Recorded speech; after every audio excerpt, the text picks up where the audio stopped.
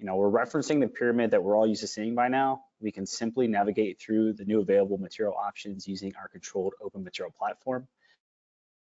Material cards support operators to produce functional parts at scale with general purpose materials like our case study, producing transportation vehicles with reinforced ABS that provided great print stability, moderate strength at a low expense.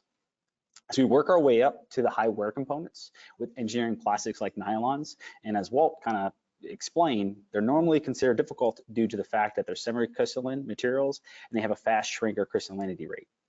Our heated platen and chamber enable control, and our MTNA reports help indicate optimal process conditions to overcome these problems. All the way up to the top, to high temperature molds with performance plastics like PEI, or also known or referred to as Ultem. Our extruder system can reach up to 420 degrees Celsius for all 4 heat zones. With the mechanics of the screw and barrel, both high strength and high temperature amorphous and semi-crystalline materials, filled or unfilled, can be processed easily.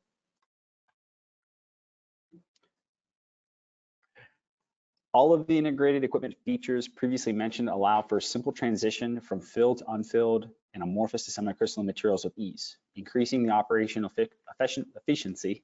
The screw and barrel system lets us process high filled materials than what FFF can offer at much faster deposition rates. And our controlled heated environment enables us to process unfilled or neat material incapable of being processed with open air machines.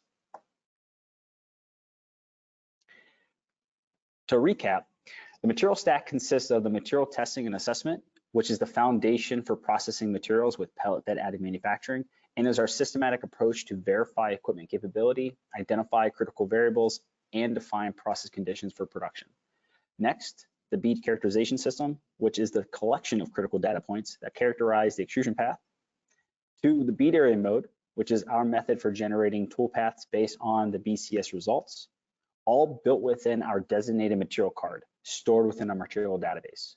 And again, our material database is integrated within all of our products and is designed to be a structured directory recording history of calibrations. Our Tradesman Series P3404 offers a user-friendly experience and supports programs like Cameo, a certified additive manufacturing equipment operator, which is a training program that can assist with immediate machine utilization and increased productivity. We believe we jumped the curve of innovation and offer our customers a streamlined process to print production, tooling, and end parts with confidence. As for next steps, keep an eye out for follow-up information regarding new material cards. Reach out and tell us about the material card you'd like to see in the future, and request information about our Tradesman Series P344 or any of our support programs. As previously mentioned, we offer services when it comes to application development and initial print production.